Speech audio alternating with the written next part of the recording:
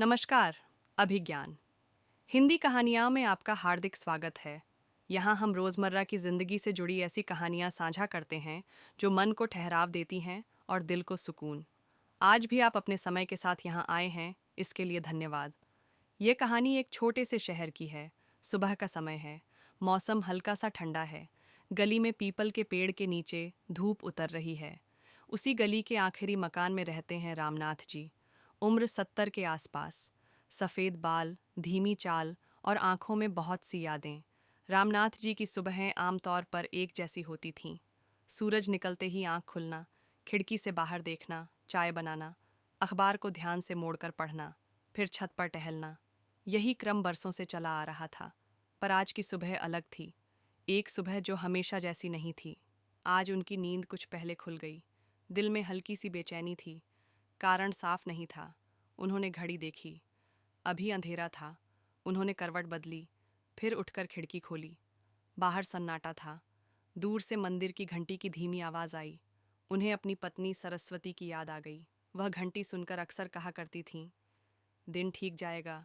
सरस्वती को गए 5 साल हो चुके थे। घर में सब कुछ वैसा ही था, पर उनकी उपस्थिति नहीं थी। रामनाथ जी ने रसोई में जाकर चाय रखी। पानी उबलने लगा। भाप उठी। उस भाप में उन्हें सरस्वती की हंसी दिखी। उन्होंने आंखें बंद कीं, एक गहरी सांस ली। चाय बनाकर वे बरामदे में बैठ गए। सामने वाली कुर्सी खाली थी। पहले वहां सरस्वती बैठती थीं। आज भी रामनाथ जी ने अनजाने में 2 कप रख दिए, फिर मुस्कुराकर 1 कप हटा लिया।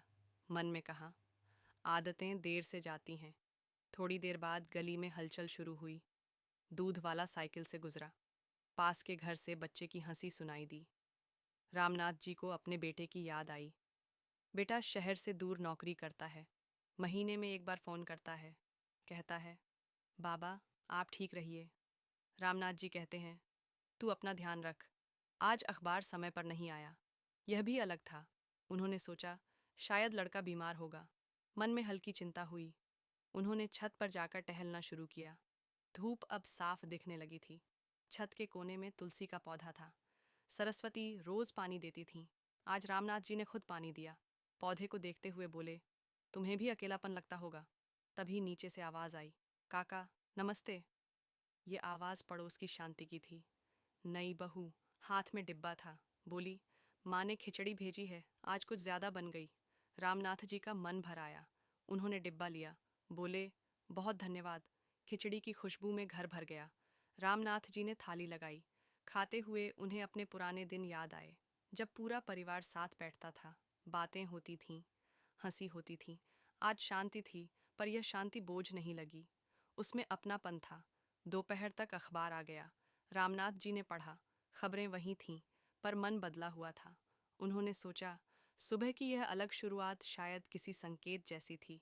शाम को उन्होंने बेटे को फ़ोन किया। बेटे ने कहा, बाबा अगले महीने आऊँगा। रामनाथ जी ने कहा, ठीक है, इंतज़ार रहेगा। शाम को मंदिर की आरती की आवाज़ फिर आई। रामनाथ जी ने दिया जलाया। मन में शांति थी। उन्होंने महसूस किया कि अकेलापन हमेशा खाली नहीं होता। कभी कभी वह हमें दूसरों की छोटी छोटी अच्छाइयों से जोड़ देता है। रात को सोते समय उन्होंने सरस्वती की तस्वीर को देखा।